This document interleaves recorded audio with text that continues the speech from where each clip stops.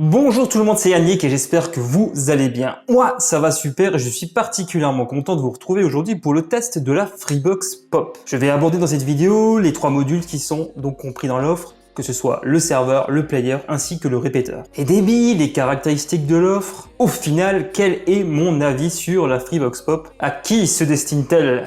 On va tout passer en revue. Avant d'aller plus loin, comme d'habitude, ici on parle tech, test, news, leak et bien d'autres choses toujours en rapport avec la tech. N'hésitez pas et abonnez-vous à ma chaîne YouTube et activez la petite cloche pour être prévenu de la publication de mes prochaines vidéos. Même si prochainement je vais prendre une petite pause pour revenir en force en septembre. J'en parle un peu plus tard dans la vidéo. Je suis également présent sur Facebook et Twitter.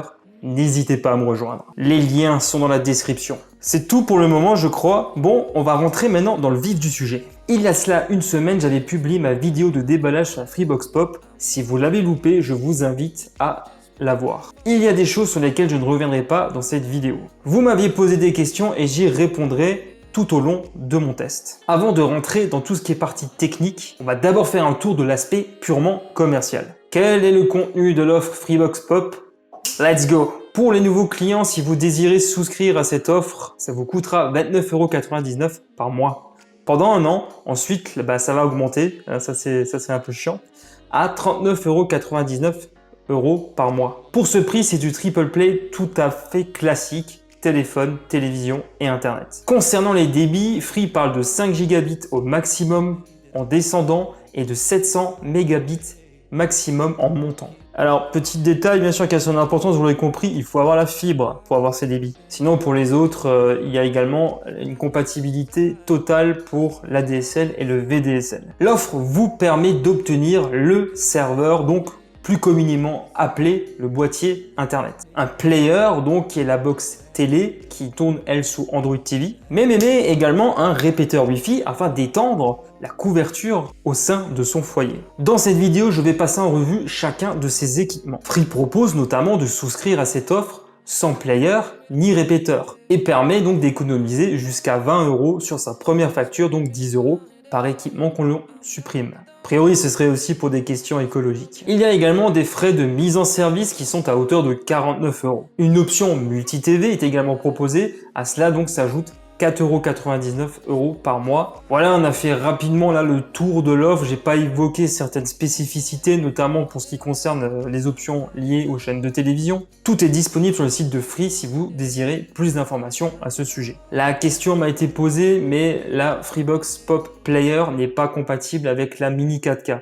Du moins, je n'ai rien retrouvé à ce niveau-là. Il faut donc migrer pour en profiter. Je commence ce test par la partie serveur, autrement dit donc le boîtier Internet, qui permet par exemple de se connecter en filaire à travers 3 ports Ethernet. Il y a un port PoE 1 gigabit, un deuxième port classique d'1 gigabit et un troisième port permettant d'atteindre une vitesse maximale de 2,5 gigabits par seconde. Également bien entendu le Wi-Fi jusqu'à la norme AC et qui permet d'atteindre un débit maximum théorique proche de 2 gigabits. Niveau connectique, j'aurais vraiment voulu que Free propose plus de ports Ethernet, ça aurait été pas mal. On peut bien entendu rajouter un switch, mais il faut également donc remettre la main à la poche pour ça. Et ça, c'est un peu dommage. Je note la présence d'un petit écran pilotable grâce à 4 petits boutons fléchés. Il permet notamment de simplifier la connexion au réseau Wi-Fi via un QR code ou tout simplement d'afficher la clé Wi-Fi. On peut également y activer le mode WPS afin de faciliter l'appairage d'un équipement par ce biais. Très pratique et on peut également bien entendu redémarrer la box. Vous l'aurez compris avec cette courte description du Freebox Server, aucun des ports Ethernet n'est capable de nous faire atteindre les 5 gigabits maximum que propose l'offre. Mais je me suis dit, étant donné que Freebox OS propose un gestionnaire de téléchargement, je vais donc l'utiliser pour essayer de les atteindre. Sauf que manque de bol, j'arrive à télécharger des fichiers torrent avec un débit maximum de l'ordre de 50 à 60 mégaoctets par seconde. Ce n'est en rien lié à la limitation de la petite clé USB que j'y ai connectée. C'est tout simplement en fait le serveur, je pense, qui doit être limité à ça. C'est assez étonnant étant donné qu'en transfert de fichiers de cette même clé USB que j'ai connectée donc au Freebox Server, j'arrive à atteindre un débit de 100 mégaoctets par seconde. En transfert de fichiers donc de la clé USB vers un autre poste informatique connecté en gigabits sur ce même réseau. Je pense que c'est certainement dû au spec du serveur. D'ailleurs, j'ai réalisé un test de débit simultanément avec 2 PC connectés en gigabits, donc en Ethernet au serveur, et mon téléphone portable personnel, le OnePlus 8 Pro, en Wi-Fi. Voici les captures d'écran de vous faire donc une idée des débits proposés par Free. Je ne parviens pas à m'approcher des 5 gigabits proposés dans le cadre de cette offre, tout simplement pour des raisons matérielles. Lorsque j'ai réalisé ces tests de débit, je n'avais pas d'ordinateur compatible 2,5 gigabits sous la main. Je pense que c'est assez facilement atteignable. Je précise que ce test a été réalisé chez des proches ayant souscrit à l'offre Freebox Pop. Merci à eux de m'avoir permis de réaliser cette vidéo. Pour le reste ici, l'upload est bien de 700 mégabits par seconde, j'ai pu le constater à plusieurs reprises. Côté ping, j'ai mesuré 8 millisecondes au minimum. Pour les amateurs de jeux vidéo, c'est une latence relativement satisfaisante. Concernant Freebox OS, on fait rapidement le tour du propriétaire. Pour ceux qui ne connaissent pas cette solution, qui la découvrent, c'est tout simplement un système d'exploitation qui permet donc de gérer tout ce que peut faire la Freebox, que ce soit en matière de téléchargement, que ce soit en matière de Wi-Fi. Il y a par exemple également un bloqueur de pub qui est activé par défaut. Il y a une chose que je regrette tout particulièrement, il y a en fait un pare-feu pour l'IPv6 et il n'est pas activé par défaut. Alors, je comprends pas pourquoi Free a fait ça, je trouve ça relativement risqué. Et je vous conseille vivement de l'activer lorsque vous recevez votre Freebox Pop, si jamais vous y souscrivez. Pour le reste, je vous laisse découvrir tranquillement l'interface Freebox OS en musique. I know you told your friend you're not okay. And tell me what's wrong and why you never said you felt that way. And guess you're trying to stay strong and fake a smile until I look away. But I've known you too long, it hurts to watch your blue eyes fade to gray as you fade away, as you fade away. Yeah, I'm about to fade away, cause every time I wake up I feel like it's Monday. Something's going wrong with all the chemicals up in my brain. All of a sudden I don't look at anything the same way. Got a build up of my thoughts sitting in an ashtray. I'm sorry that I'm so inconvenient, okay. Just let me be me and I'll stay out of your way. I can see the way you look at me, I'm such a disgrace. I never really asked to be brought into this place. You wanna love me? Well then baby I have a taste. All the highs and the lows, no you'll never be the same. I don't really wanna hurt you but I can't control the pain. If you're sticking by my side maybe we could be okay. Okay, maybe you could be the change I need today. I promise that I've never felt this way. I really hope that you will choose to stay through all the pain. I know you told your friend you're not okay. And tell me what's wrong and why you never said you felt that way. And guess you're trying to stay strong and fake a smile until I look away. But I've known you too long, it hurts to watch your blue eyes fade to gray as you fade away, as you fade away, as you fade away.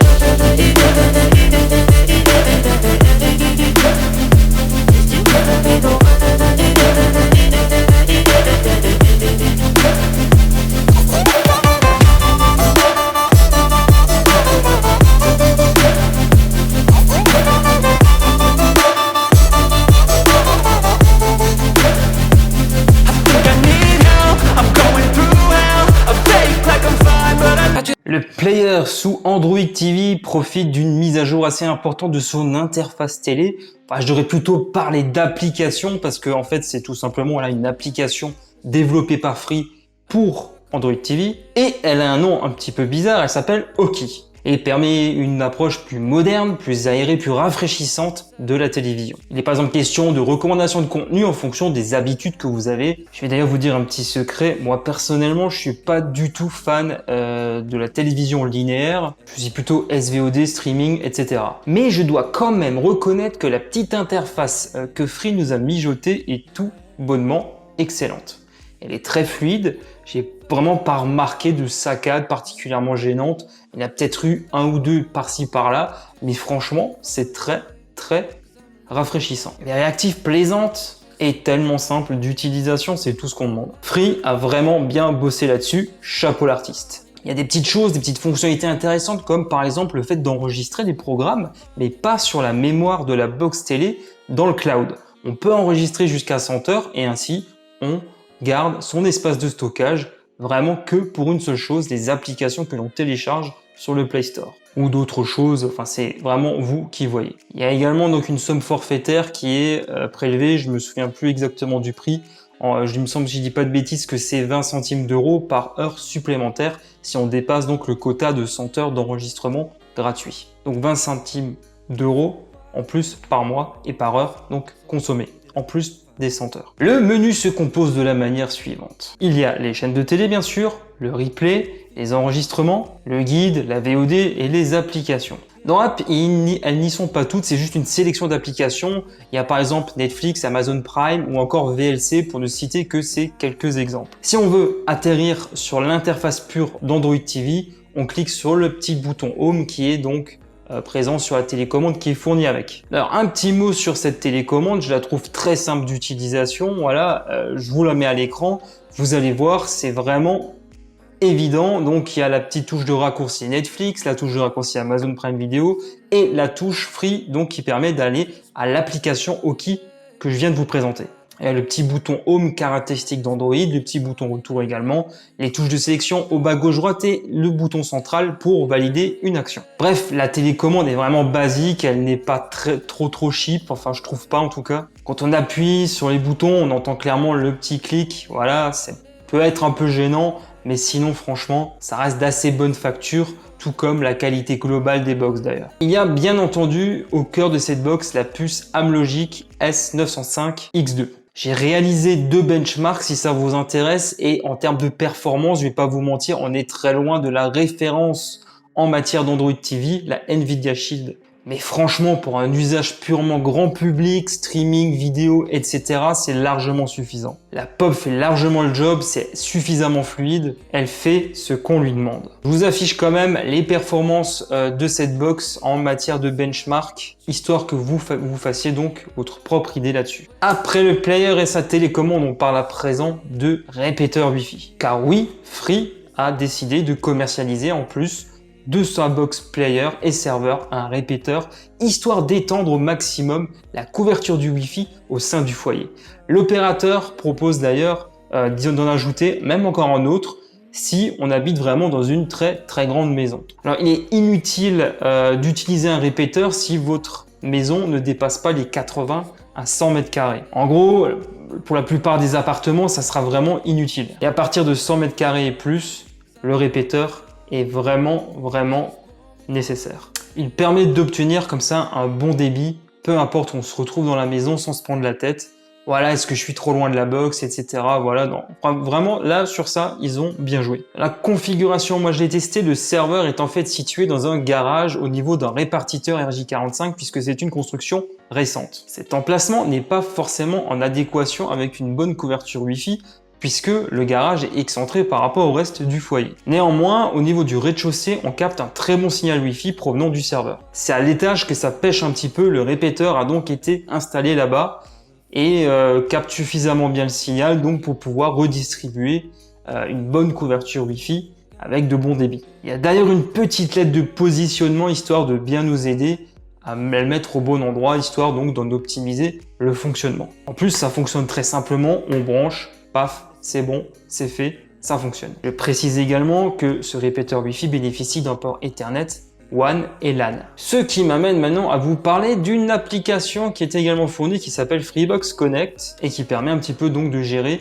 tous ces équipements d'une manière très simple. Là, je vous présente par exemple la version pour Android. Pour appairer l'application, rien de plus simple, il suffit d'être connecté au réseau Wi-Fi de la Freebox Pop et ensuite l'application va tout simplement vous demander de l'appairer en cliquant sur une des touches fléchées présentes donc à côté de l'écran du Freebox Server. L'application permet de gérer finement son parc informatique et de consulter les différents débits disponibles sur chacun de ses appareils. En plus de Freebox Connect, il y a toujours bien entendu l'application Freebox qui permet par exemple d'accéder à certaines fonctionnalités comme la gestion des téléchargements du Freebox Server ou encore le contrôle parental pour ne citer que ces quelques exemples. Pour répondre d'ailleurs à une question, il est également possible sur Freebox Server de gérer un client et un serveur VPN. Bref, tout ce que propose donc Freebox Server depuis toujours ou presque. Ensuite, à qui s'adresse cette box Est-ce que c'est d'ailleurs une très bonne box, puisque rappelons-le, elle est plutôt orientée milieu de gamme, elle est moins chère que la Freebox Delta. Les impressions sur cette box sont plutôt positives. D'ailleurs, certains utilisateurs m'ont fait part de leur retour d'expérience personnelle. Il y a du bon et il y a du mauvais, je vais pas vous mentir. Certains sont satisfaits, mais il y en a également qui le sont un peu moins, notamment pour des problèmes de connexion et des problèmes liés à la télévision. Personnellement, moi je trouve le player incroyablement stable. Très peu de soucis à signaler par là. Parfois peut-être quelques frises, mais c'est peut-être arrivé qu'une ou deux fois, c'est vraiment très peu. Si je compare le lancement de la Freebox Pop avec celle de la Mini 4K, puisque je rappelle la Pop c'est tout simplement le successeur de la Mini 4K, je me souviens que quand moi j'ai pris la Mini 4K à son lancement, c'était un véritable désastre. Le player était à peine utilisable, j'ai passé mon temps à le rebooter. Il a fallu des mois et des mois pour que Free arrive enfin à régler cette situation qui était pour moi vraiment catastrophique. À côté de ça, le lancement de la Freebox Pop, c'est franchement une très bonne réussite pour Free, selon mon propre constat et l'expérience de mes proches donc qui ont souscrit à cette offre, et qui sont en tout cas pour l'instant très satisfaits. Mais cette box s'adresse-t-elle pour autant à Monsieur Tout le Monde, Monsieur et Madame Michu? Eh ben oui, je peux vous le dire, ils ne vont pas s'arracher les cheveux lorsqu'ils vont acheter cette box et qu'ils vont l'installer chez eux. C'est vraiment très simple, tout est très bien expliqué en plus. Dans les choses que moi je regrette un peu par rapport à la Freebox Pop, c'est qu'il y ait l'absence de Wi-Fi 6 et qu'il n'y ait pas assez en fait de ports Ethernet disponibles sur la partie serveur. Sans oublier que le prix est un petit peu élevé, je trouve, une fois la première année passée. Mais au final, rassurez-vous, cette box répond parfaitement à tous les usages d'aujourd'hui, que ce soit en matière de débit ou en matière également de services, streaming, etc. Mais, les technophiles, les purs et durs, eux, s'orienteront plutôt vers des solutions perso, que ce soit pour la partie routeur, ils n'hésiteront pas à acheter leur propre routeur, donc pour la partie internet, et pour la partie télé, la référence en la matière, ça reste pour ma part, en tout cas de ma propre expérience, la Nvidia Shield TV. Il est dommage que les fournisseurs d'accès Internet ne proposent pas de service à la carte où on paye uniquement Internet et on s'équipe par nous-mêmes. Ça, c'est un autre débat dans lequel je reviendrai très probablement dans une prochaine vidéo. Eh oui, cette remarque n'était pas totalement anodine. Voilà, on arrive à présent à la fin de cette vidéo, j'espère qu'elle vous a plu. Si c'est le cas, merci de mettre un gros pouce en l'air et vous abonner à ma chaîne YouTube si ce n'est pas encore fait. Je suis aussi sur les réseaux sociaux, les liens sont dans la description. Voilà, comme je l'avais dit lors du début de cette vidéo, je vais prendre quelques semaines de vacances, donc ne vous étonnez pas de ne pas voir de nouvelles vidéos sortir tout de suite. J'ai d'ailleurs quelques petits projets pour le mois de septembre. Je vais également donc développer un nouveau format de contenu sur ma chaîne. Je publierai d'ailleurs une vidéo à ce sujet-là avant de le lancer, pour vous présenter un petit peu le concept juste avant. Ça, vous pourrez la voir si cela vous intéresse. Encore une fois, merci à tous pour votre soutien. On s'approche tout doucement des 2000 abonnés sur la chaîne, c'est tout simplement incroyable. Chaque nouvel arrivant sur ma chaîne m'apporte joie et bonheur. Je vous souhaite à tous un super mois d'août. Profitez de vos proches, de vos amis. Faites la fête. C'est l'été bordel, il fait beau, il fait chaud, donc profitez-en. Allez, je vous laisse.